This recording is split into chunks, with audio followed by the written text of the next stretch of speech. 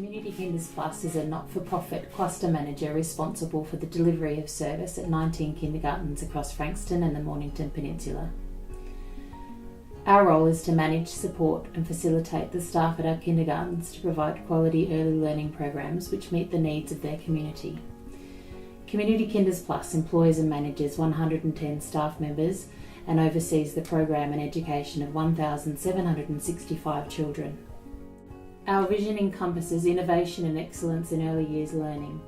We strive to create great outcomes for children and families through delivering high quality early learning programs at all of our kindergartens, which are inclusive, sustainable, engaging and meet the needs of our families. The things that we want children to be ready to do are around skills and dispositions. So we want the children to leave kinder and start school to feel confident and happy in their learning, so that in their ability to learn, they know that they can give things a try. We want them to be independent and we want them to be able to work by themselves, but also as a member of a team. We understand that sometimes families face obstacles in their lives that can leave them feeling vulnerable.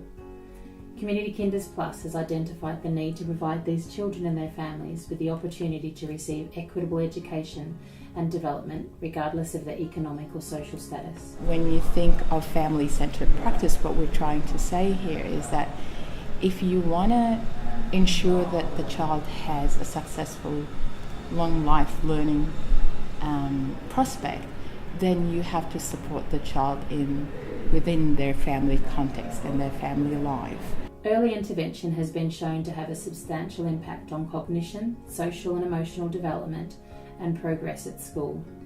Research has shown that children's communication and physical development at age 4 to 5 indicates future achievement at school and success in life. Some of the things that we discovered last year as part of their very initial allied health pilot, that children had quite poor general knowledge. They were unable to differentiate between a giraffe and a zebra, which I was quite astounded about. The other thing that we discovered was that a lot of them didn't know their name. They didn't know their full, didn't realise they had a surname. They were unable to talk about their siblings. They didn't know where they lived. So I think, and a lot of those to me are life skills, and it's something that children I would have expected would know by that stage. So it really did show up some quite significant gaps that then we were able to program and to address within the program prior to those children going on to school. As a result, CKP has formed a partnership with Everyday Independence in order to promote the development, wellbeing and safety of young children and future generations. We are calling this our CKPSEED Fund and we are seeking donations. Well, we looked at screens that were developmentally appropriate for both 3 and 4-year-olds, because we screened the 3-year-old kinders and the 4-year-old kinders.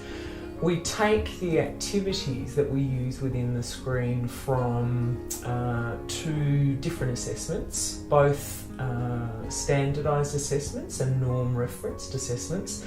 So we really look at skills that we would expect most 3 and 4-year-olds to be able to do at the time of the screening. So we're looking at their drawing skills, their cutting skills, their ability to attend to tasks, their ability to follow instructions, throwing, catching, jumping, all the things that we would expect kids to be able to do at this time in their development. Lovely.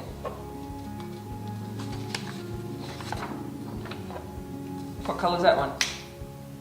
There's the blue, red and yellow. Lovely. And that one?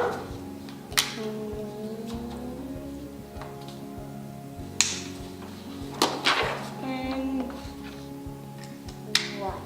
One. So the screening process is worked really well this year. It's been within our session time, so all the children have been in class and the therapists have come in and set up a small area with the children. It's worked very well for the children and for us to be able to see where the children are up to developmentally, and then how we've been able to implement other resources and programs for the children to help develop their skills further. It's also given me an idea of the importance of what she's doing when we're at home playing with Play-Doh and just drawing and things like that, what it's actually, in what areas it's helping her, so that I know that when she goes to school, I can be sure that she's got the skills needed to be learning to read and write and sitting at the table and those sorts of things.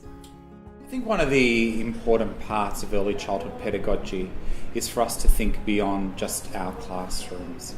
It is about that kind of catch cry of lifelong learning. One of the important things for early childhood people to understand is what we do today has an impact not just tomorrow but beyond our relationship with children. So thinking about that, we've got to think about what is the child's trajectory of learning, what's going to happen at school, and sometimes we don't know what's going to happen at school, but that shouldn't stop us from building some really sound opportunities for children to learn today that set them up to succeed in the future. Any change that you would get into a different school would be, it can be quite challenging, particularly the younger students who come into the school. One of the things we try to do is ensure we've got a transition programme so the students feel confident in the new environment. Because they're moving from kinder to primary school, it's such a large setting, particularly at our school. We've got 650 students, there's 5 teachers in prep, and there's 20 students, up to 20 students per prep grade. So that can be quite daunting for the students. So what we try to do is to make sure that they have a visual check-in in the school and they feel safe at all times.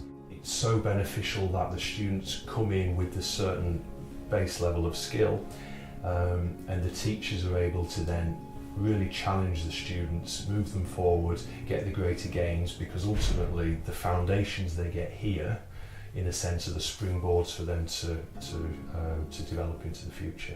We know from research brain development happens much earlier on than we ever thought, and that's why we need to make sure that when all kids go to kinder, that the classrooms, the play areas are of a really good quality, that they're full of good ideas from well-resourced and well-educated teachers, but they also are better prepared to attend school, that they have their imaginations lit up so that they can become problem solvers, investigative learners, that they develop the social skills that they need to navigate an increasingly problematic world, an increasingly complex world. We know that all that starts really early on. I think that there'll be huge benefits for families and for children, but particularly children. I think having a shared understanding between all the sectors will provide for more appropriate programming, certainly developmentally for children, so what's appropriate for them when they're entering in the school through that transition process.